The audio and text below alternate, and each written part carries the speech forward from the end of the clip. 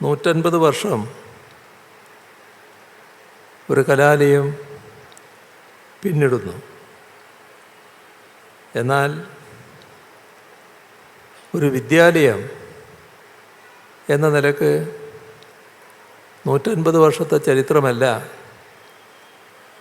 2 നൂറ്റാണ്ടോളം നീണ്ട ചരിത്രമാണ് ഈ സ്ഥാപനത്തിനുള്ളത്. 1845 ഒരു ചെറിയ എലിമെൻ്ററി സ്കൂളായി ആരംഭിച്ച സ്ഥാപനം.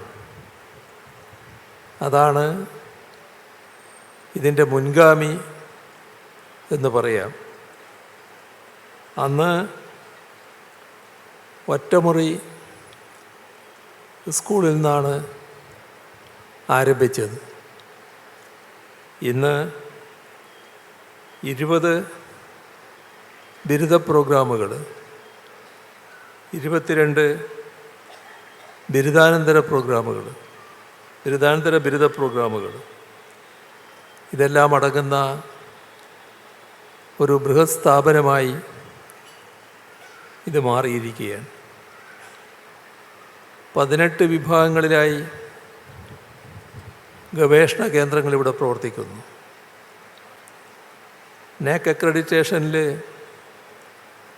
എ ഗ്രേഡ് സ്വന്തമാക്കാൻ കഴിഞ്ഞിരിക്കുന്നു. NIRF റാങ്കിങ്ങിൽ 53ാം റാങ്കും കരസ്ഥമാക്കാൻ ഈ കോളേജിന് കഴിഞ്ഞിരിക്കുന്നു.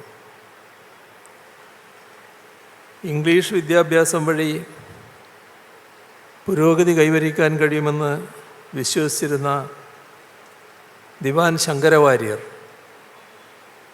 അദ്ദേഹമാണ് ഇവിടെയൊരു എലിമെൻ്ററി സ്കൂളിന് തുടക്കം കുറിച്ചത്. പിന്നീട് അദ്ദേഹത്തിൻ്റെ മകൻ ദിവാനായി. അപ്പോൾ അതിനെ ഹൈസ്കൂളാക്കി മാറ്റി. തുടർന്നാണ് ഇത് എറണാകുളം കോളേജും പിന്നീട് മഹാരാജാസ് കോളേജുമായി മാറി വന്നത്. ഇംഗ്ലീഷ് വിദ്യാഭ്യാസം ലക്ഷ്യം വെച്ച് തുടങ്ങിയതുകൊണ്ട് തന്നെ ആദ്യകാലത്ത് ബ്രിട്ടീഷുകാരായിരുന്നു ഇവിടുത്തെ പ്രിൻസിപ്പൽമാർ. ഈ കോളേജിലെ ആദ്യ പ്രിൻസിപ്പലായിരുന്നു AF സിലി. പൗരസ്ത്യ ലോകം പാശ്ചാത്യ ലോകത്തിന് നൽകിയ സംഭാവനകൾക്കുള്ള പ്രതിഫലമായാണ് അദ്ദേഹം ഇന്ത്യക്കാർക്ക് വിദ്യാഭ്യാസം നൽകുന്നതിനെ കണ്ടിരുന്നത് എന്നത് പ്രത്യേകം എടുത്തു പറയേണ്ടതാണ്. ഈ കലാലയം മഹാത്മാഗാന്ധി മാത്രമല്ല, സ്വാമി വിവേകാനന്ദൻ, രവീന്ദ്രനാഥ ടാഗോർ ഇങ്ങനെയെല്ലാമുള്ളവരുടെ സന്ദർശനം കൊണ്ട് ധന്യമായി തീർന്ന ഇടമാണ്.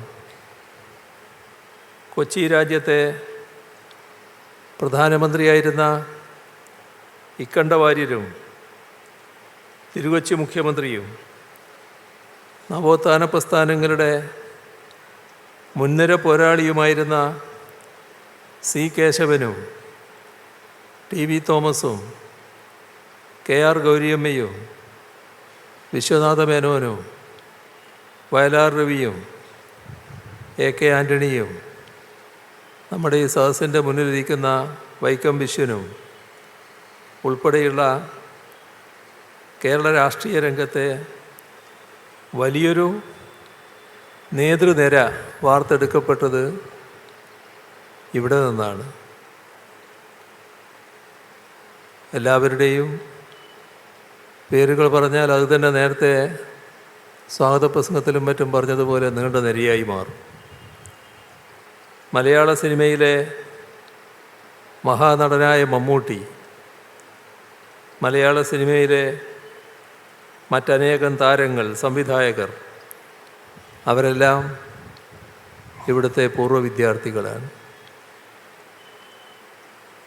ശ്രീമതി ദാക്ഷായണി വേലായുധൻ ഇവിടുത്തെ വിദ്യാർത്ഥിനിയായിരുന്നു.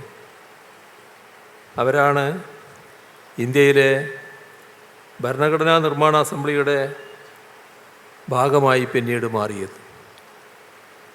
പാർശ്വവൽക്കൃത സമൂഹത്തിൽ നിന്നും ഒരു വനിത അത്തരമൊരു സമിതിയിലേക്ക് എത്തിച്ചേർന്നത് ലോകമാകെ ശ്രദ്ധിച്ച കാര്യമാണ്. ഇവിടെ വിദ്യാർത്ഥിയായിരുന്ന കാലത്താണ് ചങ്ങമ്പുഴ രമണൻ എഴുതുന്നത്. ചങ്ങമ്പുഴ മാത്രമല്ല, വൈലോപ്പള്ളിയുടെയും പ്രതിഭ ഊതിക്കത്തിച്ച ഇടമാണിത്. സുപ്രീം കോടതി ചീഫ് ജസ്റ്റിസായിരുന്ന ശ്രീ കെ ജി ബാലകൃഷ്ണനും ഇവിടുത്തെ പൂർവ്വ വിദ്യാർത്ഥിയായിരുന്നു. ബിനോയ് വിശ്വത്തിൻ്റെയും എൻ എസ് മാധവൻ്റെയും മറ്റും പേരുകൾ നേരത്തെ ഇവിടെ പറഞ്ഞു കഴിഞ്ഞു. മികവുറ്റ അധ്യാപക നിര ഈ കോളേജിന് സ്വന്തമായി ഉണ്ടായിരുന്നു. ബഹുഭാഷാ പണ്ഡിതനായിരുന്ന എൽ വി രാമസ്വാമി അയ്യർ ഇവിടുത്തെ അധ്യാപകനായിരുന്നു. നവോത്ഥാന നായകനായിരുന്ന പണ്ഡിറ്റ് കെ പി കറുപ്പൻ ഇവിടുത്തെ അധ്യാപകനായിരുന്നു. ജ്ഞാനപീഠ ജേതാക്കളായ 2 സാഹിത്യ പ്രതിഭകൾ ഇവിടുത്തെ അധ്യാപകരായിരുന്നു. ഈ കലാലയത്തിൻ്റെ അഭിമാനമായി അവർ മാറുകയുണ്ടായി. ജി ശങ്കരക്കുറുപ്പും ONVയും